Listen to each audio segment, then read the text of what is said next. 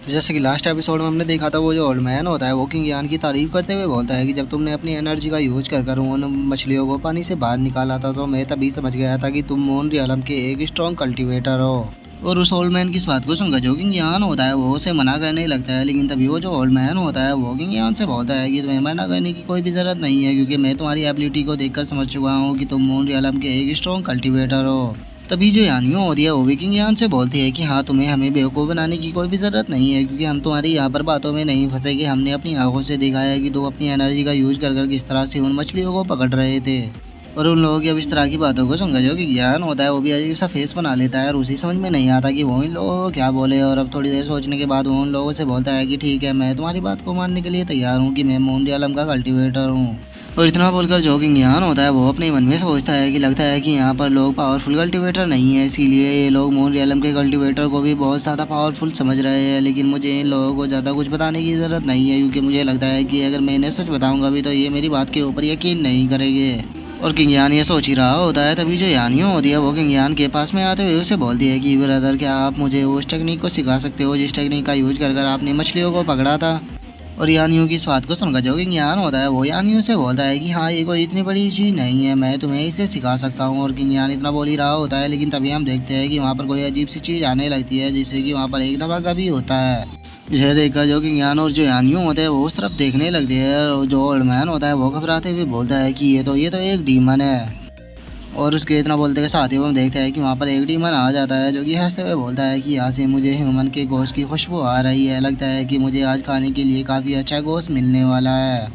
और अब उस डीमन को वहाँ पर देखकर तो ओल्ड मैन की हालत ही ख़राब हो जाती है और वो घबराते हुए बोलता है कि ये तो वैसल डीमन है। जो सुनकर अब जो यानी होती है वो भी काफ़ी ज़्यादा घबराने लगती है और वो घबराते हुए बोलती है कि आखिर डीमन दिन के अंदर कैसे आ सकते हैं, क्योंकि डीमन तो हमेशा रात को ही हमला किया करते थे, लेकिन ये इस टाइम यहाँ पर क्यों आ गया। और वो ये बोल ही रहे होते हैं, तभी हम किंग को देखते हैं जो कि मुस्कुराते हुए उस बीस्ट की तरफ देखते हुए बोलता है कि ये तो बस सेकंड के एंड का मॉन्स्टर है, लगता है कि ये आज यहाँ पर मेरे हाथों से ही मरने के लिए आया है, तुम लोगों को इससे घबराने की कोई भी जरूरत नहीं है। और किंग की अब इस बात को सुनकर वो जो मॉन्स्टर होता है वो किंग की तरफ देखते हुए उससे बोलता है कि क्या तुम कोई कल्टिवेटर हो।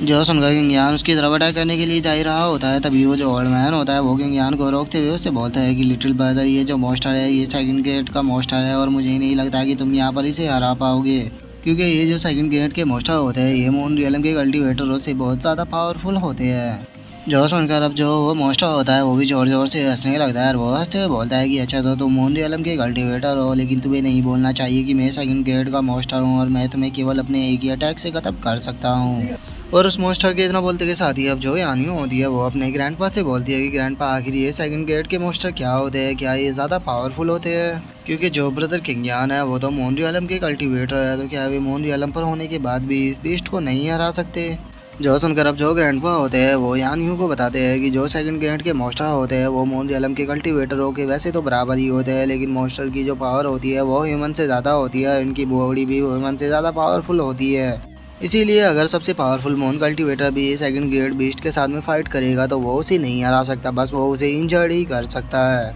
और अब ग्रैंडपा की इस बात को सुनकर जो यानियों होती है वो भी बहुत ज़्यादा शौक हो जाती है और वो शौक होते हुए बोलती है कि तो सच में बहुत ज़्यादा पावरफुल है, हम तो इसे यहाँ पर हरा ही नहीं पाएंगे, लगता है कि आज हम में से कोई भी यहाँ पर जिंदा नहीं बचेगा। और उसकी इस बात को सुनकर जो किंग यान होता है वो उन लोगों से बोलता है कि तुम दोनों को घबराने की कोई भी ज़रूरत नहीं है, मेरे यहाँ पर रहते हुए ये जो डीमन है ये तुम लोगों को कुछ भी नहीं कर पाएगा। जो सुनकर अब जो वो ओल्ड मैन होता है वो किंग यान को रोकते हुए उसे बोलते हैं कि बच्चे, मैं मानता हूँ कि तुम पावरफुल हो, लेकिन इस बीस्ट को तुम नहीं हरा पाओगे, तो इसीलिए तुम इस बीस्ट को मेरे ऊपर छोड़ दो। जो सुनकर किंग यान भी थोड़ा शौक हो जाता है और वो उस ओल्ड मैन की तरफ देखते हुए उसे बोलता है कि ओल्ड मैन, आखिर तुम इस बीस्ट के साथ में कैसे डील करोगे। जो सुनकर अब जो वो ओल्ड मैन होता है वो किंग यान से बोलता है कि मैं चाहता हूँ कि तुम मेरी डॉटर को लेकर यहाँ से चले जाओ, क्योंकि इस बीस्ट से मैं कैसे भी डील कर लूँगा। वो इतना बोलकर अब जो वो ओल्ड मैन होता है वो अपनी कुआड़ी को लेकर उस बीस्ट के ऊपर अटैक करने के लिए जाने लगता है और वो अटैक करते हुए बोलता है कि लिटिल ब्रदर, मैं चाहता हूँ कि बस तुम मेरी डॉटर का ध्यान रखो।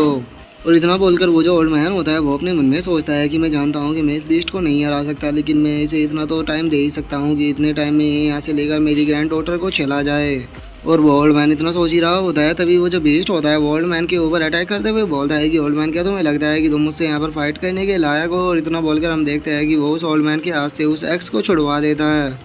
और उसकी एक्स को छुड़वा देने के बाद अब उसके ऊपर अपनी स्वॉर्ड से अटैक करते हुए बोलता है कि ओल्ड मैन पहले तुम यहाँ पर मेरे हाथों से मरने वाले हो। और इतना बोलकर वो उसे मारने ही वाला होता है, जिसे देखकर जो यानियो होती है वो बहुत ज़्यादा घबरा जाती है और वो घबराते हुए ग्रैंडपा चिल्लाने लगती है।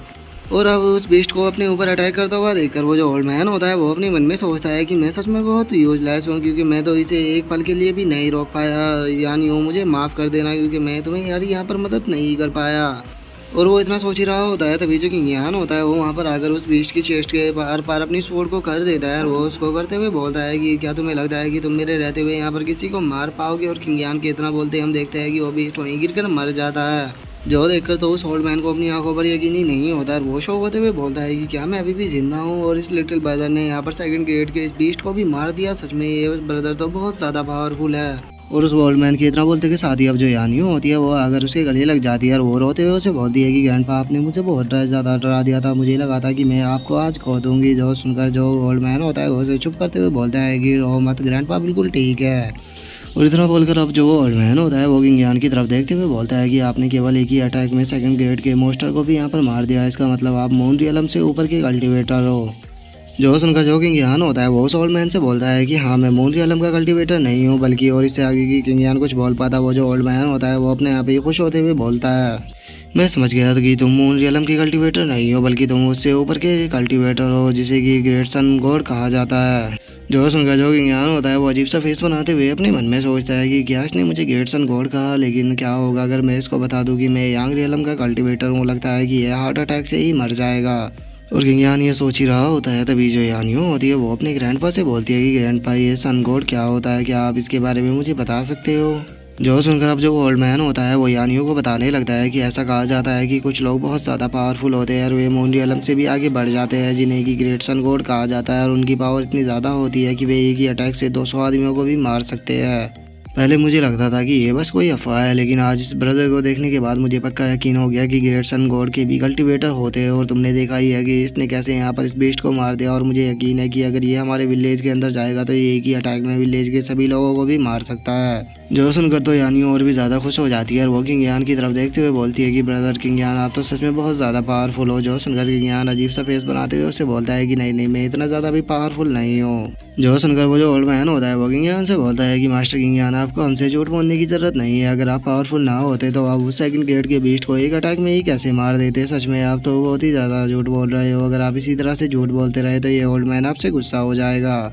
जो सुनकर अब जो यानियों होती है वो भी किंग यान से बोलती है कि हाँ ग्रैंडपा सही कह रहे हैं, तुम्हें हमसे कुछ भी छुपाने की ज़रूरत नहीं है, क्योंकि हमने अपनी आंखों से देखा है कि कैसे तुमने एक ही अटैक में उस बीस्ट को मार दिया। तो इससे तो ये क्लियर हो जाता है कि तुम मून रियलम से ऊपर की कल्टिवेटर हो। जो सुनकर अब जो किंग यान होता है वो अजीब सा फेस बनाते हुए अपने मन में सोचता है कि इन लोगों को कल्टीवेशन के बारे में इतना ज़्यादा नहीं पता, तो मुझे लगता है कि मुझे इन लोगों की बात को मान लेना चाहिए, क्योंकि अगर मैं इन्हें बताऊंगा कि मैं यांग रियलम का कल्टीवेटर हूँ तो ये वैसे भी मेरी बात के ऊपर यकीन नहीं करेंगे। और अगर यकीन कर भी लिया तो ये यहाँ पर मेरी पूजा करनी स्टार्ट कर देंगे। तो इसीलिए मुझे यहाँ पर इस मसले को ज़्यादा नहीं बढ़ाना चाहिए, मुझे इनकी बातों को मान लेना चाहिए। और अब किंग यान के इतना बोलते के साथ ही जो हमारा एपिसोड है वो यहीं पे कंप्लीट हो जाता है। तो नेक्स्ट एपिसोड में देखिए कि आगे क्या होता है। अगर आप लोगों को वीडियो अच्छी लगी हो तो लाइक करना, चैनल को सब्सक्राइब करना। मैं मिलता हूँ नेक्स्ट एपिसोड में, तब तक के लिए बाय बाय गाइस।